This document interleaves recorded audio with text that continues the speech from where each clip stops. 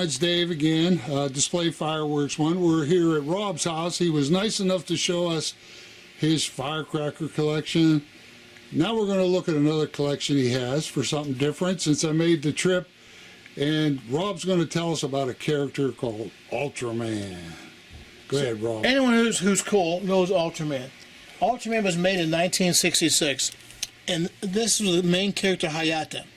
So what Hayata did in the Space Patrol is they protected Japan from the monsters that were invading Japan.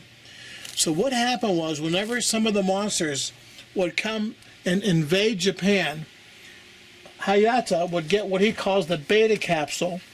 He would put it in his hand and aim it to the sky, and then he would grow to the same height as the monsters.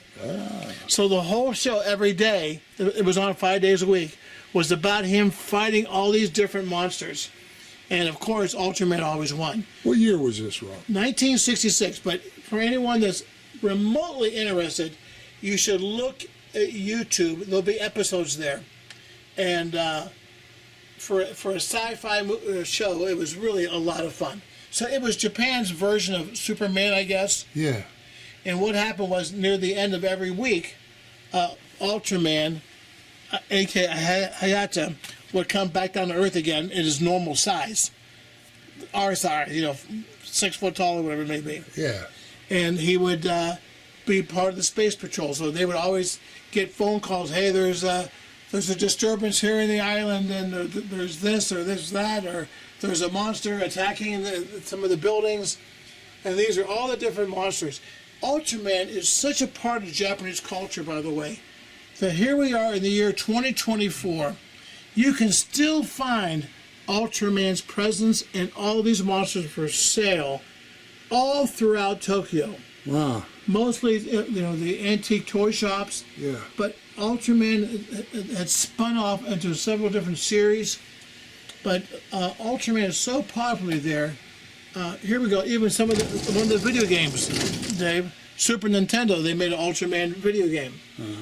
But up here to my right, there's Ultraman toilet paper, Ultraman water. Where you see? Oh, up here, look. Ultraman toilet paper, Ultraman water, and there are so many items that they've done with the Ultraman name and property that it's all throughout Japan. And if you look up above there, Dave, there's even more all along the top there. Wow. These are all different toys and all different types of items that were made in Japan promoting Ultraman. I'll be darned. So, you must have remembered watching this, huh? So I remember watching it when I was a teenager. Yeah. And I'd come home from high school, and every day at 4 o'clock, it'd be on TV for a half hour. Huh. And it was on one of the independent TV stations. Yeah. But I was so enthralled by it that when I did Pinball Expo, Yeah. a couple guys from Japan came to the show. I said, hey, you ever hear Ultraman? Ultraman, we know all about Ultraman. It's all throughout our country. Yeah. So I went to visit them in Tokyo, and they took me to some of the toy shops. Well, let me just tell you this. Talk about a kid in a candy shop.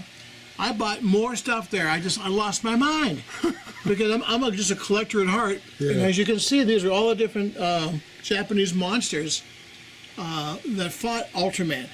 Yeah.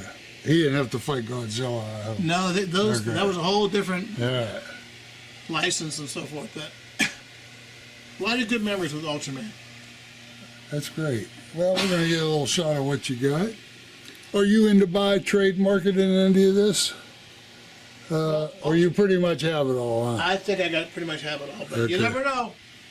And for those of you that play pinball, as you know, they made an Ultraman pinball machine. I don't know that. Yeah. I didn't. Spooky Pinball came out with it. Huh. But that's my Ultraman story for you. So There it is. thanks, And guys, for listening in on it. while we were here, I figured I'd give you a shot of it.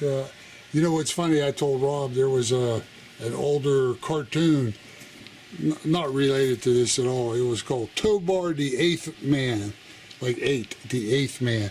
And he got his, I think it's a banned cartoon now, because when he needed energy to fight, he smoked cigarettes. Isn't that funny? And he'd juice up on the cigarettes and he was able to fight. All right, everyone, that's Rob's collection of Ultraman. Thanks, Rob.